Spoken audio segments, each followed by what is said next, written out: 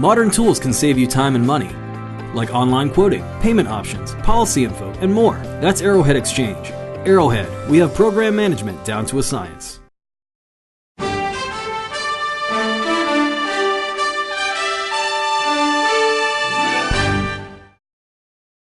U.S. companies face many exposures around the globe. Increasingly, they are traced to a crackdown against corporate bribery. Ann Longmore is an executive vice president of Willis and an expert in foreign exposures for U.S. firms. In this interview with Insurance Journal's Andy Simpson at the recent Professional Liability Underwriting Society's Directors and Officers Liability Conference in New York, Longmore discusses how this translates into concerns for D&O carriers. Well, today we're actually looking at a global network of rules and regulations relating to bribery and corruption around the world. So almost all of the OECD countries, Organization of Economically Developed Countries, have local laws on bribery and corruption, almost all of them. The most popular and the perennial favorite is the U.S. Foreign Corrupt Practices Act. And by far, that's where the most enforcement goes. Almost exclusively, the enforcement around the world is done by the U.S. Department of Justice and commonly the Securities and Exchange Commission, the SEC.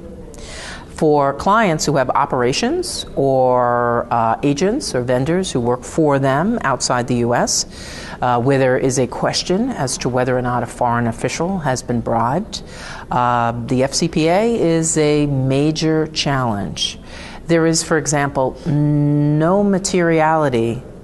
They will prosecute a small violation as well as a large violation. So whether it's $17,000 or $1,700 million, they're going to go after that company equally as aggressively. They have been litigating it for decades, and they have, in effect, trained all of the foreign securities regulators with whom they have mutual cooperation agreements on how to do the enforcements and investigations on the ground around the world. So that is exceedingly distressing, both for clients under the Foreign Corrupt Practices Act and for general concerns about the level of enforcement interest and attention around the world. Is an FCPA violation a securities claim? Well, that's relevant when we're looking at D&O insurance in terms of whether or not we have coverage for the entity that is the company in the claim. It depends. It depends on the claim. If it's brought by the Department of Justice, as is most often true, part of the claim may fall under the Securities Code and part may not. If the claim is brought by the Securities and Exchange Commission, it very likely is a claim.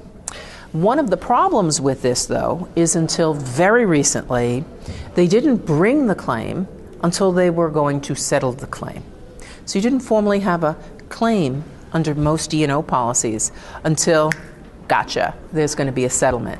So there were next to no prosecutions, and all of the time and money was spent in the investigative stage, where there is no outstanding allegation of a wrongful act by any one or any entity, which makes it difficult in terms of triggering the D&O policy. Now, most recently, there's been an evolution of coverage under the D&O policy so that informal investigations involving individuals, even where they're not the target, but are asked to supply information, to testify under oath, or serve with a subpoena, that the individual would be covered. But until we have that securities claim, we didn't actually have a trigger for cover for the company. And then, as you suggested, we have the question, is it a securities claim or not? And we'd have to look at each claim, and the answer may change. It may not be a securities claim initially. As time goes on, it may then trigger that provision of the policy. Then when we eventually get to the end of the day with a settlement or court award, what do these look like? More often than not, they're fines and penalties under the regulations. Fines and penalties are, as a general matter, excluded from coverage under these policies. Which is why the good news, bad news, is that the plaintiff's bar has joined the party. And so today, if these operations involved in the investigation are significant and will impact future income or past performance of the organization in a measurable way, it's quite possible that a derivative claim would be filed derivative claims would be generally covered. And if it's significant enough that there's a stock drop in response to the company's announcement of the investigation or the settlement of the claim or successful prosecution, if there's a stock drop, that stock drop claim is a securities claim, and that would be covered. So the good news, bad news is that it's a much more complex universe. You're probably going to have the Department of Justice and the SEC, and you could have foreign regulators now also looking in and wanting their piece of the pie, including the UK under the UK Bribery Act, but any of the OECD countries. And here at home, you're likely to face charges under the Securities Code with a stock drop claim by stakeholders and a derivative claim. We've also seen mergers and acquisitions fall apart on the announcement of such an investigation, and the loss of the acquisition opportunity can itself also be the subject matter of a claim. So it can be a complex picture in terms of determining cover on the informal stage, the formal claim, and then the court award and settlement. So the answer on coverage can change pretty much every step along that road. The UK Bribery Act was passed and took effect this past summer. They've done only one prosecution to date, and many point to the relatively small budget that the Serious Frauds Office was given, so unlikely to be actively, aggressively prosecuting. It's kind of good news.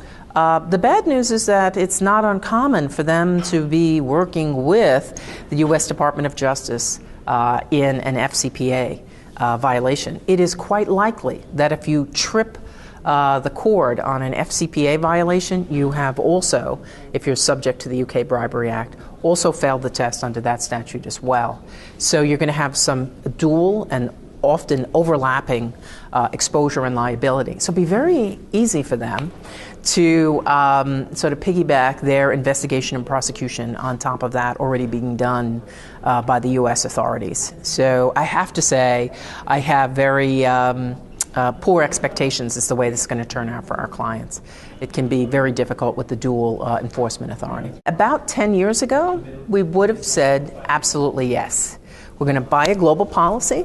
It's going to have a territory provision that says it will pay claims made anywhere in the world. And with complete confidence, I would tell you, this is going to protect you.